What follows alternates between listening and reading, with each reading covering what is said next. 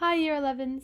The following video will take you through everything that you need to know for your next assignment, which is going to be an essay on cults. Okay, so the first thing that you need to do before you start looking at the rest of this video is to watch the Cults Explained documentary. So it's a Netflix documentary. It goes for about 25 minutes. And the link is at the bottom of the screen as well. And it'll just kind of take you through what cults are and what happens with cults. So by the end of the documentary, you should be able to explain what a cult is, name at least one famous example of a cult, describe what happened in Jonestown. It's a little spoiler in the picture down the bottom for you as well. Understand how and why cults started increasing in popularity. Highlight some key differences between cults and traditional religious groups. And name and explain the 7 elements that social psychologists say cults use to indoctrinate members. Okay, so most of the content that you need to know, you already would know from all of the lessons in class that you've had with Mrs. O'Brien, but there are a couple of extra things about cults that you do need to know before you start this assignment. So there are some methods of control that cults use to get followers to be loyal to them.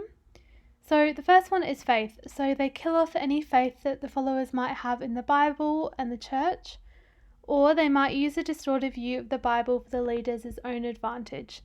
So the leader kind of distorts what they think about the Bible so that they view the leader as being above or better than, Christianity or another religion. Another method of control is time, so they keep their followers so busy that they'll be in this state of exhaustion and thus won't be able to think straight. Another one is money, so they get followers to give so much of their money that without realising it, they'll be kept in a state of poverty and become dependent on the group. So if you guys have heard of Scientology, it's not technically a cult, but they do get people to pay so much money to be part of their programs and to do their little therapy sessions. So when you've invested that much money into something, you're not going to want to leave it, you're not going to want to lose that investment.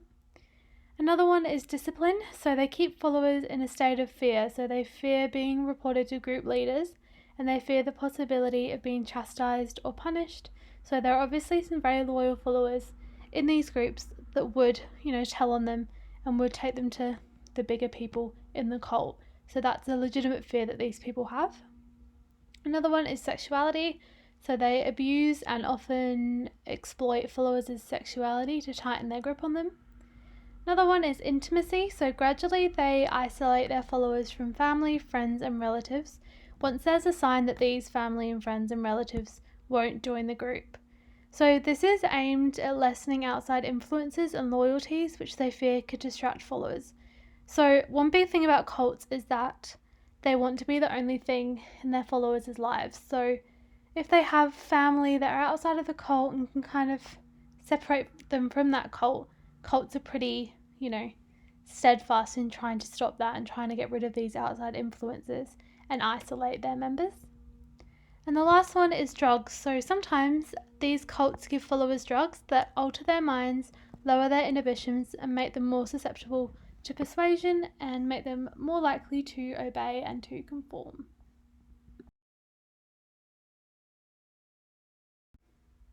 Right, so hopefully the next couple of slides will just be a recap for you. But one important thing that you need to know about before you're doing this assignment is conformity. So conformity is the tendency to adjust one's thoughts, feelings, or behaviour in ways that are in agreement with those of a particular individual or group, or with accepted standards about how one should behave in certain situations. So this is a massive issue in cults because you've got all of these people doing the exact same thing, thinking the same way, following the same person. If you're one person in that group, obviously you're going to conform. And you also need to know about and discuss in your essay the factors that affect conformity. So the size of the group, the presence of an ally, group cohesiveness, and awareness of social norms. So if you want to know exactly how these affect whether or not people conform, it's all in the textbook. So another major aspect of social influence that we look at with cults is obedience. So if you remember, conformity, compliance, and obedience exist on a continuum. So you've got conformity on one end, compliance in the middle, and then obedience on the other end. So obedience is when we follow the commands of someone with authority or perceived authority, or the rules or laws of our society. So if you think of what happened at Jonestown, because you should all hopefully know what that was, that's a pretty big, pretty notable example of obedience. And then compliance, so changing one's behaviour in response to a request to do so, but it doesn't necessarily involve an authority figure. So these three terms are key, and you need to make sure that you talk about them in your assignment and make sure that you get the right definitions for each of them.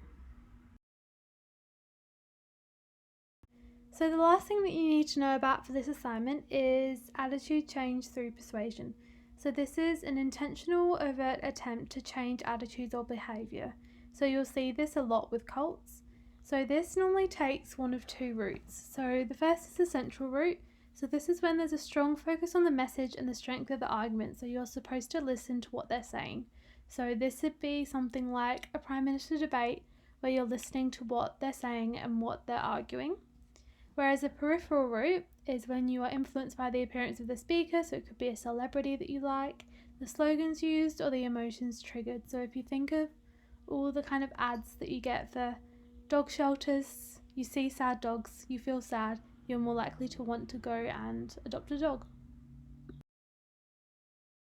So what do you actually have to do for this assignment? So the first thing that you need to do is choose one cult from the list that we've given you. Or you can choose one of your own, but only after you consult with either myself or with Mrs. O'Brien. So the listed cults are the People's Temple and Reverend Jim Jones. So this is Jonestown. So you've got Charles Manson, who led a cult called the Manson family, and they did some very notable murders in LA. Islamic State, which I'm pretty sure we are all fairly familiar with, so ISIS. The Heaven's Gate cult, which was a UFO religious group led by Marshall Applewhite, who is the creepy guy in this photo. You've got the Order of the Solar Temple, who based a lot of their teachings on a religion from the 12th century, and they are very famous for a mass murder and suicide. So you've also got the Branch Davidians, Waco and David Koresh. So they were an offshoot of Seventh-day Adventist religion. Another option that you could look at is Jeffrey Lundgren and his cult. So he was a self-proclaimed prophet and then a mass murderer. And the final option on the list is snake handlers. So these are often part of bigger religious groups, but they are an isolated unit within these. Okay, so based on what you learn from researching the cult, you need to write a 750-word essay containing the following. So you need to have an introduction, so less than 100 words, because most of your marks are going to be in the analysis, which comes later. So in the introduction, you need a brief overview of the beliefs of the cult. So what did they believe in? Who were the main figures within the cult? Anything notable that happened? Other things you could put in, where did the cult live? When did this take place? And any other information that you might think is relevant just to start off your essay. Okay, so next is the main body of your essay. So this should be about 600 words. So in this section, you discuss the following with reference to the cult that you've chosen. So you need to make sure that you're constantly referring back to your cult. So methods of control used by the cult. So the third slide of this presentation explains that to you. Any obvious conformist behaviours within the cult. Explain conformity with reference to the cult and a discussion of the factors which affect conformity. Any obvious obedient behaviours within the cult, and how the cult attempted to change attitudes through persuasion. So the key here is that you need to keep giving specific examples from the cult and linking it to these ideas, but make sure you're defining the ideas as well as you're going along. Another important thing that you need to be doing within the main body of your essay is making sure that you support any of the statements that you make with the psychological principles in the textbook. So these are in chapter 1.3, so it's called Social Influence, and they're on pages 92 to 106. It's also a good idea to read these pages before you actually start the assignment so you know what you're looking for when you're reading about the cult. So after you've done the main body, you need a conclusion, so under 100 words again. So you can use your conclusion to summarise your essay. So make sure that you go back and highlight all of the important points that you made throughout the essay and emphasise the psychological principles used by the cult to achieve conformity. And then you need a Harvard-style reference list. So make sure you reference everything that you use to get your information. You can't just put a link in either, it needs to be in this Harvard style. Cite This For Me or other similar websites are great to use to do this. And try to make sure that when you're looking for sources and using sources, they're reputable and they are proper, psychological explanations of the ideas that you're looking at. Try and find the best websites that you can. Alright, so this is the rubric for your assignment. So the whole rubric is on the task sheet, so I suggest that you give that a read if you can. But we're going to have a look at the A band today because that is what we are going to aim for. So there are 4 main things that we're assessing. So investigation, analysis and evaluation, application, knowledge and understanding. So for investigation, to get an A, you need to critically and logically select and consistently and appropriately acknowledge information about psychology and issues in psychology from a range of sources. You also need to clearly understand and consistently use well-organised ethical research practices.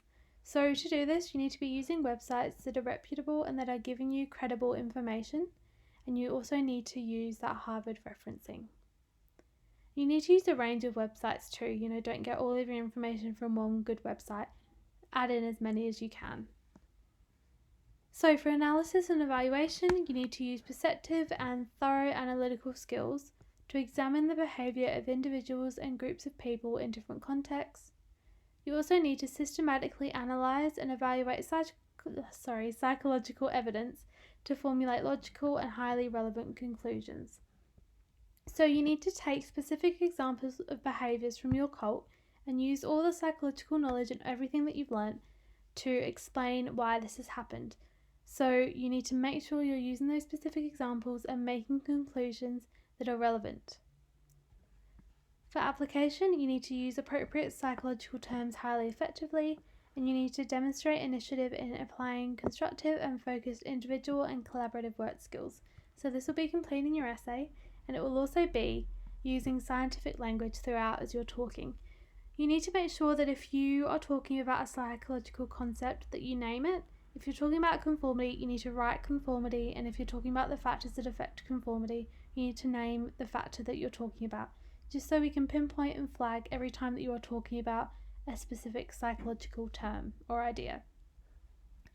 And for knowledge and understanding, you need consistently to demonstrate a deep and broad knowledge and understanding of a range of psychological concepts and ethical considerations.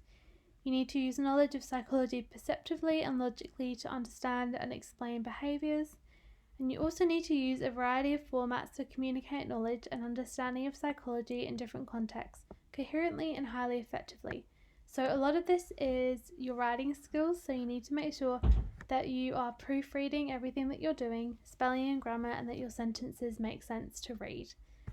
And you also need to, use the psychological knowledge, apply it, and understand behaviours using that. So you need to make sure that everything that you're saying makes sense in the context of the psychological principle that you're talking about.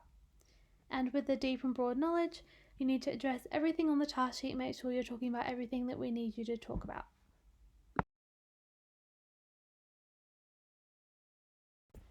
Okay, so the draft for this is due on Friday of week 10, so that's the 3rd of April at 4 p.m. And the final will be due on Friday week 11, so the 10th of April, also at 4 p.m.